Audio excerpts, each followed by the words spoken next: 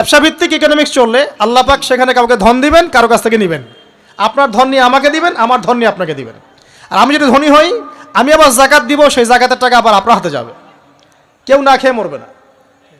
তো সামনে এই যে বলা হচ্ছে 2023 সাল, শুধু 23 সাল না, আমার অবজারভেশন 2026-27 পর্যন্ত একটা অর্থনৈতিক মন্দা চলতে পারে। বলবে কিছু কিছু লোক যে ভবিষ্যৎবাণী করতেছে, আবার এটা ভবিষ্যৎবাণী নয়। আপনি বর্তমান সম্পর্কে খবর রাখেন না বলেই বর্তমানকে আপনার ভবিষ্যৎ মনে হচ্ছে। আমাদের অনারেবল মিনিস্টার যারা আছেন ওদেরকে জিজ্ঞাসা করেন, তাদেরকে জিজ্ঞাসা করেন, তারাও বলছেন যে 2023 সাল থেকে 26 সাল খাদ্যমন্দার মধ্যে যাবে। দেখেন নাই? যদিও বা বর্তমান প্রেক্ষাপটে একজন মুসলিম ভালো থাকতে পারে না। বর্তমান প্রেক্ষাপট এতই খারাপ, কিয়ামতের আলামতগুলো এমনভাবে প্রকাশ হয়েছে এখন যে একজন ইমানদার মুসলিমের পক্ষে নিশ্চিন্তে থাকা আর ভালো থাকাটা খুব কষ্টকর। তারপরেও নবী সাল্লাল্লাহু আলাইহি ওয়াসাল্লাম আমাদেরকে দিক নির্দেশনা দিয়েছেন যে যখন ফিতনার যুগ আসবে, ফিতনার যুগ বলতে চতুর্দিক থেকে ফিতনার ফাসাদ। ফিতনা ফাসাদ কেমন? মানে আল্লাহ রাব্বুল আলামিন কোরআনে একটা বিষয় বলছেন, সমাজ তার উল্টা চলছে, এগুলো ফিতনা। নবী সাল্লাল্লাহু আলাইহি ওয়াসাল্লাম হাদিসে একটা বিষয় বলেছেন, সমাজ তার উল্টা চলছে, এর নাম ফিতনা। পরিবারে ফিতনা, ধর্মের মধ্যে ফিতনা, সমাজে ফিতনা, অর্থনীতিতে ফিতনা, এখন সংস্কৃতির মধ্যেও ফিতনা। তো ফিতনাময় পরিবেশে নবী সাল্লাল্লাহু আলাইহি ওয়াসাল্লাম বলেছেন যে কেউ যদি ঈমান এবং আমলের উপরে, মানে নবী সাল্লাল্লাহু আলাইহি ওয়াসাল্লামের আদর্শের উপরে সবর করতে পারে, টিকে থাকতে পারে, তার জন্য 50 জন শহীদ সাহাবীর নেকি হবে ইনশাআল্লাহ। তো ফিতনাময় পরিবেশে যদি সবর করা যায়, হকের উপর অটল থাকার চেষ্টা করা যায়, ইনশাআল্লাহ আপনি 50 জন শহীদ সাহাবীর নেকি পাবেন ইনশাআল্লাহ। তো প্রত্যেকটা ক্ষেত্রেই আপনি ফিতনা পাবেন। পরিবারের দিকে তাকাবেন, দেখবেন পরিবারের বন্ধনগুলো আগের মতো নাই, প্রচুর ডিভোর্স হচ্ছে, স্বামী স্ত্রীর বিচ্ছেদ প্রচুর বেড়ে গেছে। তারপরে সন্তান সন্ততি আমাদের পরিবারে যারা আছে, দেখবেন এরা বেশিরভাগই দুনিয়াদার হয়ে গেছে, দিনের খুব একটা ফিকির নাই। বেশিরভাগ পরিবারের সদস্য দেখবেন নামাজ কালামের এখন ধার ধারছে না। ম্যাক্সিমাম পরিবার থেকে আস্তে আস্তে পর্দাটা কিন্তু শিথিল হয়ে যাচ্ছে। আপনি ব্যক্তি জীবনের দিকে তাকিয়ে দেখেন, গর্বের সাথে আমরা বলি না যে 90% মুসলিমের বাংলাদেশ, দেখবেন মেজরিটি সংখ্যক মুসলিম 5 ওয়াক্ত নামাজ জামাতে পড়ে না। মুসলিম দেখবেন আল কোরআন বিশুদ্ধ করে তেলাওয়াতও করতে পারে না। তো এরপরেও আমরা দাবি করি যে আমরা প্রকৃত মুসলিম, জান্নাত আমাদের জন্য অপেক্ষা করছে। আসলে বাস্তবতা এমন নয়। যারা কোরআন আমরা টুকটাক পড়তে জানি, তাদের মধ্যে কত পার্সেন্ট কোরআনের অর্থ বোঝে? এই আল্লাহ পাকের কিতাব আমার হাতে আছে, এই কিতাবের অর্থ কতজন বোঝে? এটা একটা চ্যালেঞ্জ। যারা কোরআন পড়তে জানি আমরা, তাদের প্রতি চ্যালেঞ্জ, দেখেন তাদের মধ্যে কত পার্সেন্ট মানুষ কোরআনের অর্থ বলতে পারবে। আর অর্থটা যে জানা জরুরি, এই বিষয়টাও আমরা এখন জনগণকে বোঝাতে ব্যর্থ হচ্ছি। কোরআনের অর্থটা যে বোঝাটা জরুরি, এটা বোঝাতেও ব্যর্থ হচ্ছে। কারণ আমরা সবাই প্রত্যেক হরফে 10 নেকি পেতে চাই। কোরআন তেলাওয়াত করলে প্রত্যেক হরফে 10 নেকি হবে, এই তো।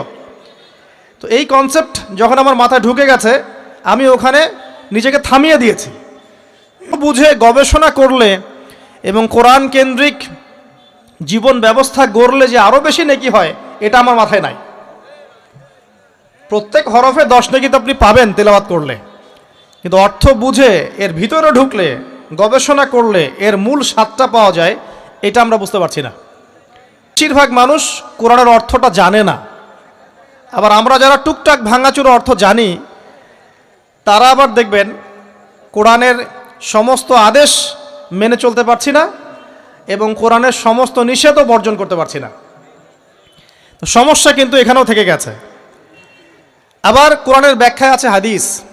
তো এই হাদিসকে কেন্দ্র করে কোনো বিভ্রান্তির সুযোগ ছিল না, কিন্তু এখানেও আমরা বিভিন্ন জাল এবং মানে বানোয়াট হাদিসের উপর আমলও শুরু করেছি। হাদিসের নামে এমন অনেক কিছুই চলছে সমাজে যেগুলোর সাথে হাদিসের কোনো সম্পর্ক নাই।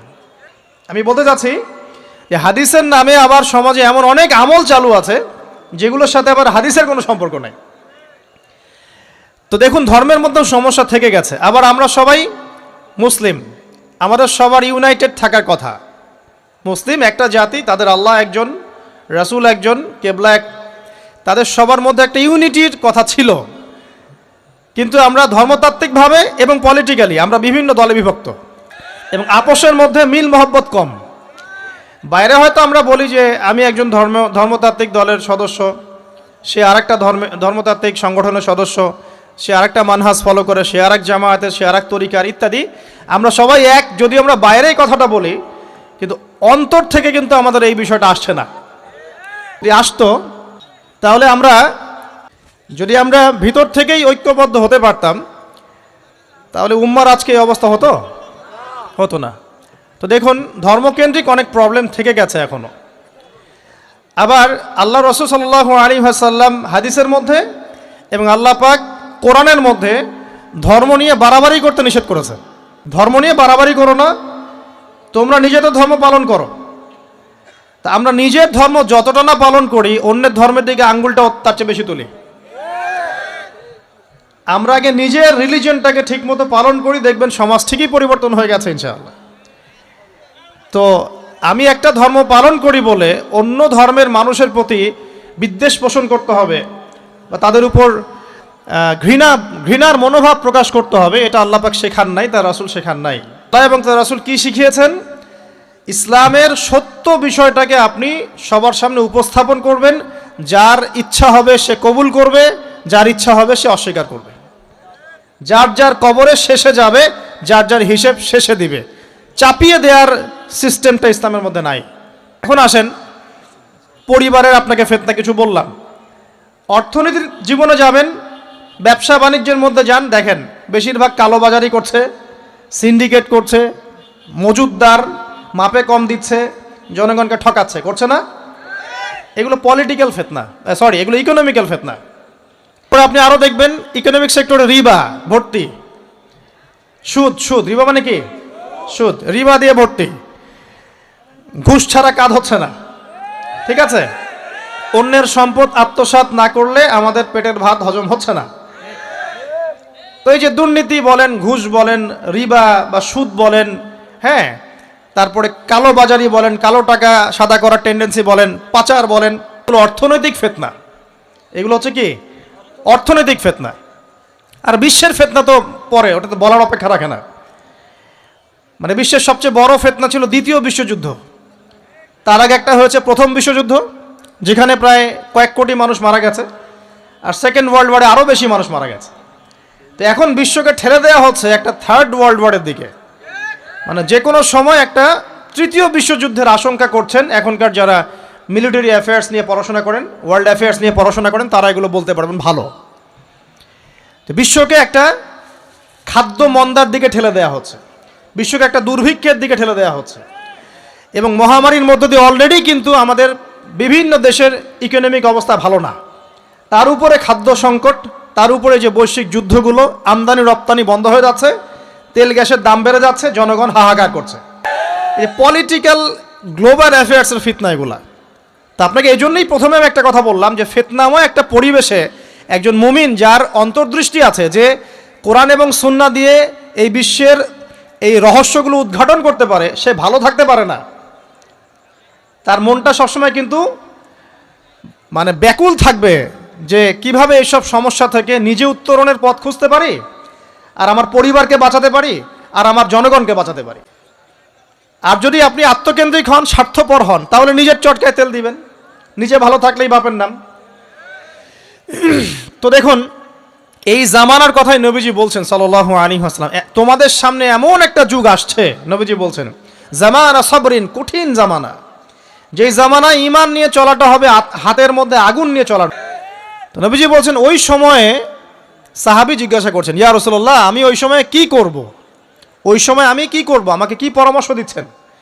নবী সাল্লাল্লাহু আলাইহি ওয়াসাল্লাম বলছেন, হে আমর ইবনে আস, তুমি ওই সময় বাড়িতে অবস্থান করো, বাসায় থাকো, বিনা প্রয়োজনে বাড়ির বাইরে এসো না। ওই সময় তুমি নিজের পাপের জন্য আল্লাহর কাছে ক্রন্দন করতে থাকো, বিনা প্রয়োজনে বাড়ির থেকে বের হয়েও না। আর মানুষের সাথে এত বেশি মেলামেশা করো না, নিজে তোমার আমল তোমার গুনাহ নিয়ে ব্যস্ত থাকো, তোমার পাপের জন্য আল্লাহর কাছে কান্নাকাটি করো, ইনশাল্লাহ তুমি নাজাত পেয়ে যাবে। এটা একটা অপশন, মানে ফিতনাময় পরিবেশে আপনি কিভাবে বাঁচবেন এটা একটা অপশন। আর একটা হাদিসে গিয়ে নবী সাল্লাল্লাহু আলাইহি ওয়াসাল্লাম বলছেন যে যখন এমন ফিতনাময় পরিবেশ আসবে তখন যদি তোমরা এই আমর বিল মারুফ নাহি আনিল মুনকার, মানে সৎ কাজের আদেশ অসৎ কাজের নিষেধ, আমার সুন্নতের উপর অটল থাকতে পারো, তাহলে তোমরা 50 জন শহীদের নেকি পাবে। সাহাবায়ে কেরাম বলছেন, ইয়া রাসূলুল্লাহ আমিনহুম আও মিন্না, তাদের মধ্যে 50 জন নাকি আমাদের মধ্যে 50 জন শহীদ? নবী করিম সাল্লাল্লাহু আলাইহি ওয়াসাল্লাম বলছেন, বাল মিনকুম, বরং তোমাদের মধ্যে 50 জন শহীদ। এটা অপশন নাম্বার 2।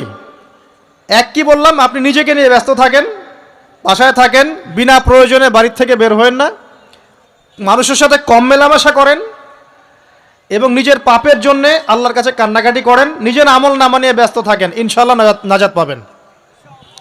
2 নাম্বার, যদি আপনার কাছে আরও বেশি যোগ্যতা থাকে এবং আপনি আরও বেশি সাহসী হন এবং আপনি উম্মার দেশের জনগণের কল্যাণ কামনা করেন, তাহলে অন্যদেরকেও এই ফিতনাময় পরিবেশে টিকে থাকার ফর্মুলা বলে দেন। এখানে সবর করেন, আমর বিল মারুফ নাহি আনিল মুনকারের কাজ করেন, আল্লাহ পাক আপনাকে ইনশাআল্লাহ 50 জন শহীদ সাহাবীর নেকি দিবেন ইনশাআল্লাহ। আরও অপশন আছে। কি অপশন? ওই যে আসহাবুল কাহফ কি করেছিল, একটা ফিতনাময় পরিবেশ থেকে নিজেরা আস্তে করে সরে গিয়েছে। যখন আপনি পরিবেশকে পরিবর্তন করতে আর পারছেন না, দাওয়াত দিয়েও কোনো কাজ হচ্ছে না, মানুষ কথাও শুনছে না, জুলুম নির্যাতন বাড়তেই আছে, টিকে থাকা মুশকিল, তখন তাদের হিসেবের দায়িত্ব আল্লাহর উপর ছেড়ে দেন, আপনি ওখান থেকে ডিসকানেক্টেড হয়ে যান। এটা একটা অপশন। এই অপশন বেছে নিয়েছিল ইব্রাহিম আলাইহিস সালাম, তার বাবাকে বুঝিয়েছেন, কাজ হয়নি, চলে গেছেন। এই অপশন বেছে নিয়েছিল আসহাবুল কাহফ, সবাইকে বোঝাচ্ছে কাজ হচ্ছে না, তার রাস্তায় করে চলে গিয়ে গুহার মধ্যে রাত কাটানো শুরু করেছে। এমনও হাদিস পড়েছি আমি যে ফিতনাময় পরিবেশে সবচেয়ে সৌভাগ্যবান হবে ওই শ্রেণীর মানুষ যারা দেখা যাবে যে পাহাড়ি কোনো এলাকায় বা দূরবর্তী কোনো জায়গায় বসবাস করছে, যেখানে বৃষ্টিপাত হয়, গরু ছাগল মেষ বকরি এগুলো নিয়ে ওখানে চড়ায়, যখন আজানের সময় হয়, নামাজের ওয়াক্ত হয়, আজান দেয়, নামাজ পড়ে, দুনিয়ার ফিতনা থেকে এরা দূরে আছে, এরা সফল। এমনও হাদিস আছে। তো হয়তো আপনার কাছে মনে হচ্ছে না এখন ওই যুগ আসে নাই, কিন্তু আমি আপনাকে বলে দেই যে কোরআন এবং সুন্নাহর চোখ দিয়ে যদি আপনি দেখতে শেখেন এবং বর্তমান বিশ্বের প্রেক্ষাপটটা অ্যানালাইসিস করার যোগ্যতা আপনি অর্জন করেন কোরআন সুন্নাহর চোখ দিয়ে, আপনি বুঝতে পারবেন সেই সময় অনেক আগেই চলে এসেছিল। এখন ফিতনা এবং ফাসাদময় এই পরিবেশে আমরা কি করতে পারি, ছোট স্কেলে, বড় স্কেলে না, ছোট স্কেলে। আমি আজকে বড় বিষয় নিয়ে কথা বলতে আসি নাই, কারণ আমি চিন্তা করলাম যে আসলে প্রথমে যদি ব্যক্তিকেন্দ্রিক বিষয়টা ঠিক না হয়, বড় বিষয় আলোচনা করে কোনো লাভ নাই। আগে ব্যক্তি যদি ঠিক না হয়, বড় বিষয় আলোচনা করে আসলে কোনো লাভ নাই, আপনারা বুঝবেনও না, মাথার উপর দিয়ে চলে যাবে। এখন গ্লোবাল অ্যাফেয়ার্স নিয়ে কথা বলে খুব একটা ফায়দা নাই আপনাদের। এখন ইকোনমিক পুরো এই সুদভিত্তিক সিস্টেম আপনি চেঞ্জ করতে পারবেন না, এবং পুরো যে তাগুতি ব্যবস্থা আপনি চেঞ্জ করতে পারবেন না। আপনি কি করতে পারবেন? আপনি নিজেকে পরিবর্তন করতে পারবেন, আপনার পরিবারকে পরিবর্তন করতে পারবেন। এতটুকু আপনার পক্ষে এখন পর্যন্ত সহজ, ঠিক না? ঠিক কথা। এটা আপনি এখন করতে পারবেন। তো এটার ফর্মুলা কি? ফর্মুলা ঘাটতে গিয়ে আল্লাহ পাক আমার মাথার মধ্যে একটা হাদিস নিয়ে এসে দিলেন, কারণ আমি বিশ্বাস করি যে আপনারা বলছেন মৌলানা আল্লামা, আমি আসলে এমন কিছু নই, কথাগুলো আসলে আমার সাথে যায় না। আমি নিতান্তই একজন ছোট মানুষ এবং তালেবে ইলম, জ্ঞানের পথের পথযাত্রী, আর আমি তালেবে ইলম হয়ে থাকতে চাই। আমি মুফতি নই, আমি মুহাদ্দিস, মুফাসসির বা এই যে শব্দগুলো আপনারা বলছেন, এমন কিছুই নয়। আসলে কিয়ামতের মাঠে আমি জান্নাতে যেতে পারবো কিনা আমি নিজেই জানি না। যখন কোনো মানুষ নিজেকে অনেক বড় মনে করা শুরু করবে, বুঝে নেবেন সেই ইবলিসের আনুগত্য করা শুরু করেছে আর কি। কারণ ইবলিস বলেছিল আবা ওয়াস্তাকবারা, আমি খলাকতানি মিন নার ওয়া খলাকতাহু মিন তিন, আমাকে সৃষ্টি করেছেন আগুন দিয়ে, আদমকে সৃষ্টি করেছেন মাটি দিয়ে, আমি কেন আদমকে সিজদা করতে যাব? তো এটা ইবলিসের চরিত্র, আবা ওয়াস্তাকবার, সে উদ্ধত হয় এবং অহংকার প্রদর্শন করে। মনে করি যে আমি কিছু বলি না, আল্লাহ রাব্বুল আলামিন আমাকে বলার তৌফিক দেন মাত্র, আলহামদুলিল্লাহ। তা আমার মাথায় একটা হাদিস আসছে, সকাল থেকে ঘুরছে। সেটা হচ্ছে, দেখুন, বারা ইবনে আযিব রাদিয়াল্লাহু আনহু থেকে বর্ণিত হাদিসটা আসছে এবং হাদিসটা বিশুদ্ধ। এখান থেকে আমি মূল আলোচনা যাচ্ছি যে একদিন আনসার মানুষদের মধ্যে, আনসার কারা? হয়নি আনসার কারা? যারা মুহাজির সাহাবীদেরকে আশ্রয় দিয়েছিল মদিনায়, তাদেরকে কি বলা হয়? আনসার। তাহলে শব্দটা সুন্দর না? তাহলে আমাদের বাহিনীর নামটাও সুন্দর, মাশাআল্লাহ। তো আনসার সাহাবীদের মধ্যে একজন ইন্তেকাল করেছেন, ইন্না লিল্লাহি ওয়া ইন্না ইলাইহি রাজিউন। এখন তাকে দাফন করা হচ্ছে। সাল্লাল্লাহু আলাইহি ওয়াসাল্লাম কবরের পাশে চুপ করে বসে পড়লেন। তার বসা দেখা দেখি বাকি সাহাবীরাও তাকে ঘিরে গোল করে বসে পড়লেন। তারা বলছেন, আমরা এমনভাবে এখানে বসেছিলাম যেন আমাদের মাথার উপরে পাখি এসে বসতে পারে, চুপচাপ, কোনো নড়াচড়া নাই। দেখেন, রাসূলের সাথে বসার সুন্নত দেখেন। কোরআন এবং হাদিসের মাহফিলে বসার কিন্তু সুন্নত আছে। এখানে বসে দুনিয়াবি এত গল্পগুজব করা যাবে না, মোবাইল হাবিজাবি নিয়ে এত ব্যস্ত থাকা যাবে না, দিলের কান দিয়ে শুনতে হবে, ঠিক আছে? আদব আছে, না হলে কথা আপনার উপর তাসির করবে না। তারা এমনভাবে বসেছিলেন যেন মাথার উপরে পাখি বসতে পারে, সুবহানাল্লাহ। এবার নবী করিম সাল্লাল্লাহু আলাইহি ওয়াসাল্লাম বলছেন যে মাইয়েতকে কবরে শোয়ানো হয়, তখন সে তাকে দাফন করে যাওয়া ব্যক্তিদের হাঁটার খসখস আওয়াজ শুনতে পায়। এরপরে তাকে যখন শুইয়ে দেওয়া হয়, সে যদি মুমিন ব্যক্তি হয়, মাথার দিকে তার সলাত এসে দাঁড়িয়ে যায়। দুনিয়াতে আপনি যে নামাজগুলো পড়েছেন, আমি যে নামাজগুলো পড়ছি, এগুলো মাথার দিকে দাঁড়িয়ে যায়। ডান দিকে চলে আসে তার সওম, সওম মানে কি? রোজা। বাম দিকে চলে আসে যাকাত, যাকাত মানে কি? আমরা পরিচিত নই। আমরা ওই যে রাস্তাঘাটে যে দান খয়রাতগুলো উঠানো হয়, এগুলোর সাথে খুব পরিচিত, তাই না? কত টাকা, কত পয়সা, কি কি গান করে আর টাকা কালেকশন করে না? অনেক সময় দেখা যায় রাস্তায় যাচ্ছি আমরা গাড়ি নিয়ে, পারলে গাড়ির সামনে এসে হুমড়ি খেয়ে পড়বে টাকা নেওয়ার জন্য। টাকা কালেকশন করতে কে শিখিয়েছে ইসলামে? আর আমরা অনেক সময় ছোট ছোট বাচ্চাদেরকে দিয়ে, মাদ্রাসার ছোট ছোট বাচ্চাদেরকে দিয়ে টাকা কালেকশন করাই। এটা ঠিক না। কেন ঠিক না জানেন? ছোটবেলা থেকেই ওর ব্যক্তিত্ব নষ্ট হচ্ছে। এই হাতটা উত্তম না এই হাতটা উত্তম? উপরের হাত উত্তম, নিচের হাত উত্তম? তো ছোটবেলা থেকে সে নিচের হাতে অভ্যস্ত হচ্ছে। দেখেন, এত টাকা পয়সা কালেকশন করে আমাকে আর একটা স্বতন্ত্র মসজিদ করতেই হবে জরুরি? খুবই জরুরি ছিল। মানুষের কাছে হাত চেয়ে, হাত পেতে রাস্তাঘাটে এরকম করে গাড়ি থামিয়ে, তারপরে কি বলবো, সুর করে গান গেয়ে এত টাকা পয়সা কালেকশন করতেই হবে? মসজিদটা আমাকে টাইলস ফিটিং করতেই হবে? এসি মসজিদ করতেই হবে? আমরা এমনও মসজিদ রংপুরে দেখেছি 10 বছরেও টাকা কালেকশন শেষ হয় নাই। 10 বছর ধরে কালেকশন হচ্ছে। আমি ছোটবেলা থেকে দেখছি কালেকশন হচ্ছে। কি বুঝলেন? তো এগুলো আমাদের ব্যক্তিত্ব নষ্ট করে। মুসলিমরা উপরের হাতের মালিক। বিশ্ব আমরা একসময় চালিয়েছি। এই পশ্চিমা সভ্যতা আমাদেরকে কি শিখায়? সারা বিশ্ব আমরা চালিয়েছি।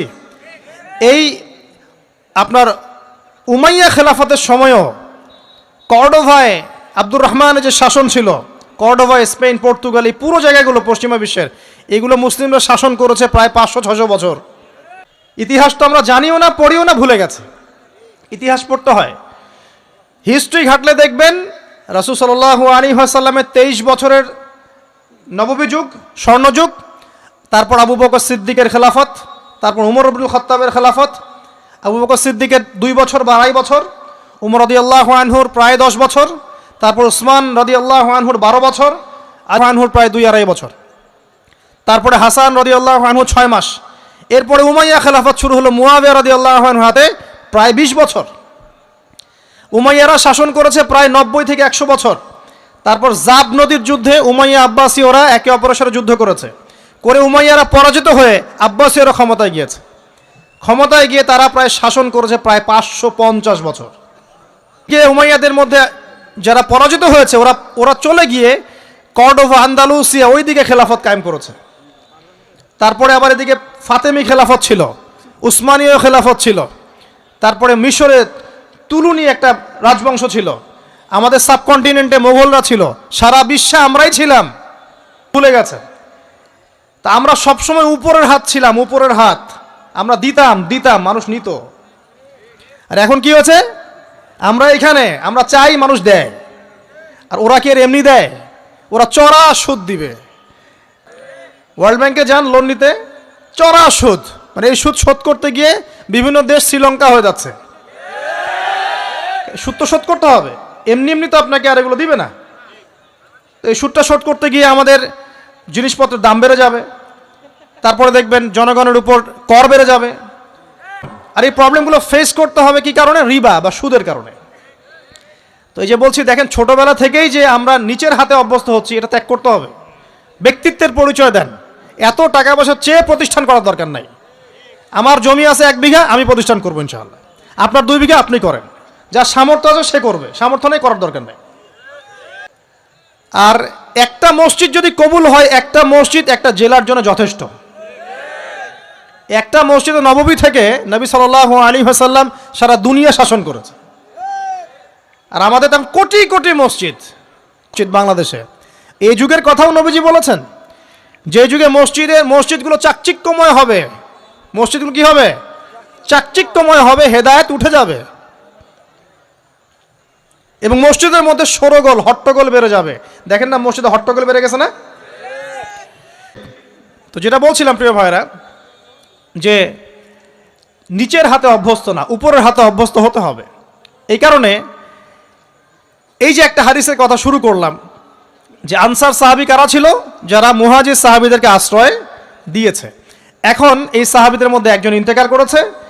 লাশ যখন রাখা হচ্ছে তখন নবীজি বলছেন, মাথার দিকে মাইয়েতের আসে কি? সলাত। সলাত মানে কি? নামাজ। 5 ওয়াক্ত নামাজ আজকে থেকে ছাড়বেন?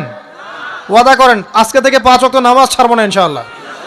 হাদিস খালি বলি, মান তারাকা সালাতান মুতাআম্মিদান ফাকাদ কাফারা, মান তারাকা সালাতান মুতাআম্মিদান ফাকাদ কাফারা। আবার শোনেন, ক্বালা রাসূলুল্লাহ সাল্লাল্লাহু আলাইহি ওয়াসাল্লাম, মান তারাকা সালাতান মুতাআম্মিদান ফাকাদ কাফারা। আর মুআজ বিন জাবাল রাদিয়াল্লাহু আনহুকে নবীজি বলেছেন, মান তারাকা সালাতান মুতাআম্মিদান ফাকাদ বারিয়াত মিন জিম্মাতিল্লাহ। যে ব্যক্তি নিজের উপর ফরজ নামাজ ছেড়ে দিল, সে কুফরি করলো, সে কুফরি করলো, সে কুফরি করলো। মুআজ বিন জাবালকে নবী সাল্লাল্লাহু আলাইহি ওয়াসাল্লাম বলছেন, যে ব্যক্তি ফরজ নামাজ ইচ্ছা করে ছেড়ে দিল, সে ব্যক্তি আল্লাহর জিম্মা থেকে মুক্ত হয়ে গেল। নামাজ ছাড়বেন প্রিয় ভাই, জামাতের সাথে ইনশাআল্লাহ। আল্লাহ আমাকে তৌফিক দেখ, আপনাদের সবাইকে তৌফিক দান করুন, আমিন। জামাত যদি না পান, একা পড়ে নেবেন, ঠিক আছে? যদি ঘুমিয়ে থাকেন, ঘুম থেকে উঠে পড়বেন। ভুলে গেছেন, যখন মনে হবে তখন পড়বেন। অজু করার পানি নাই, কি করবেন? তায়াম্মুম করবেন। তায়াম্মুমেরও কিছু নাই, আপনার কোনো কাপড়ই নাই, সতর ঢাকার কোনো কাপড়ই নাই, কি করবেন? বসে বসে নামাজ পড়বেন ওই অবস্থাতেই। এটা কোনো মাফ নাই, মানে আপনার অজু করার কোনো পানি নাই, তায়াম্মুমের কিছুই নাই, কাপড়ও নাই সতরে, তখনও নগ্ন হয়ে বসেই নামাজ পড়তে হবে, মাফ নাই। যখন শোয়ানো হবে মাথার দিকে কি থাকবে? সলাত।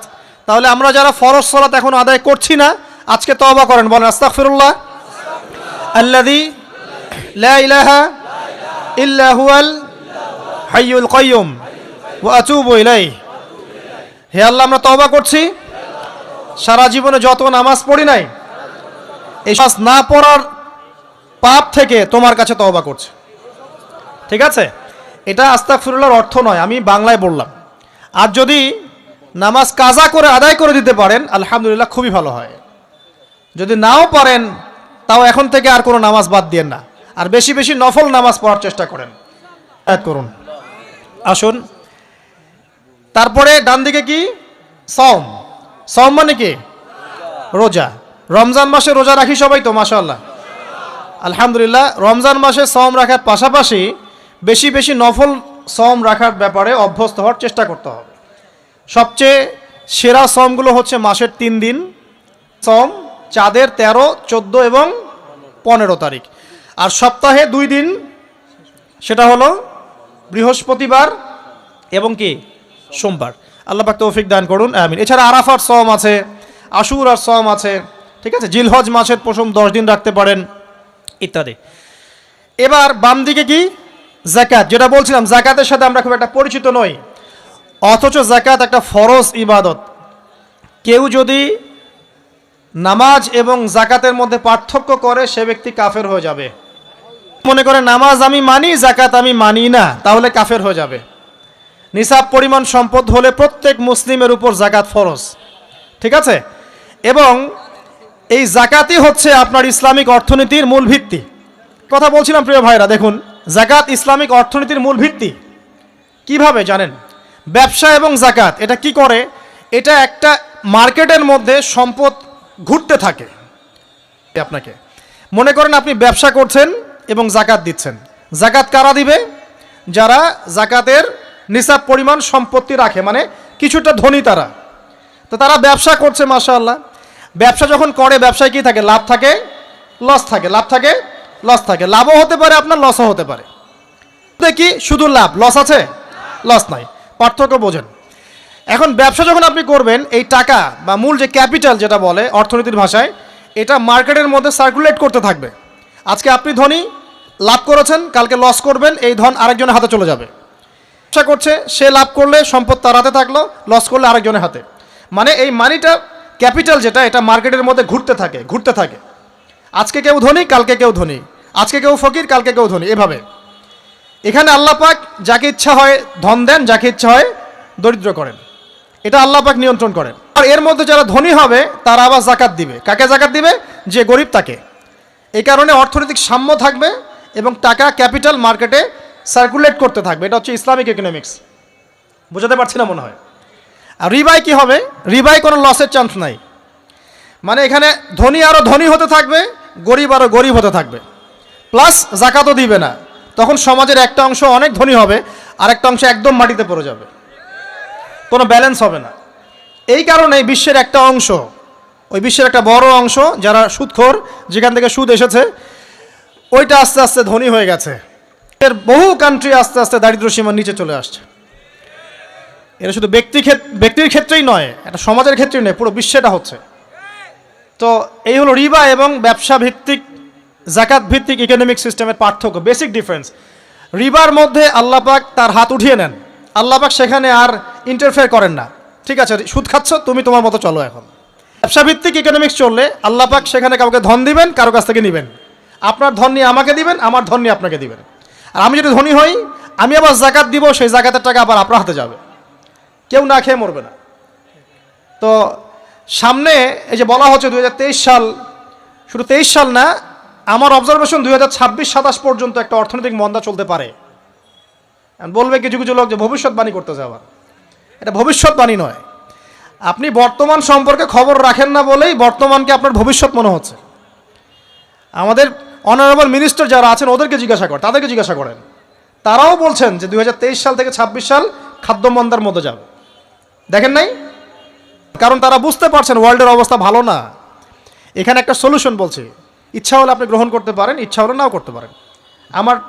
আমার তো চাপিয়ে দেওয়ার কোনো ক্ষমতা নাই। ফাযাক্কির ইন্নামা আনতা মুযাক্কির, আপনি শুধু উপদেশদাতা। লাস্তা আলাইহিম বিমুসাইতির, আপনি কারো প্রতি দারোগা নন। কি উপদেশ? এই যে যাকাত, যেটা যাকাত, আমাদের যাকাত যেটা আসে, এটাকে একটু বড় পরিসরে কালেক্ট করার চেষ্টা করতে হবে। করে যদি আমরা সুষ্ঠু বন্টন করতে পারি গরিবদের মাঝখানে, ইনশাআল্লাহ কেউ খাদ্য অভাবে মারা যাবে না ইনশাআল্লাহ। আল্লাহ পাক আমাদেরকে বোঝার তৌফিক দান করুন। এর পাশাপাশি তারা যেটা বলেছেন, ইকোনমিক সেকশনের লিডার যারা আছেন তারা যেটা বলছেন এটা ঠিক বলছেন। তারা বলছেন কৃষিভিত্তিক অর্থনীতির কথা বলছেন, এটার সাথে আমি 100% একমত। কারণ আল্লাহ পাকের কোরআন, এই কোরআনের মধ্যে বেশিরভাগ যে অর্থনীতির কথা এসেছে তা হচ্ছে কৃষিভিত্তিক অর্থনীতি। এটা কি জানেন? কোরআনে যত ইকোনমিক সিস্টেমের কথা আসছে তার মধ্যে সবচেয়ে বেশি এসেছে কৃষিভিত্তিক অর্থনীতির কথা, তারপর ব্যবসা এবং যাকাত। অতএব তারা ঠিকই বলেছেন, দেশের যারা ইকোনমিক সেকশনে গবেষণা করছেন তারা ঠিক কথাই বলেছেন যে কৃষিভিত্তিক অর্থনীতি হচ্ছে আমাদের অর্থনীতি।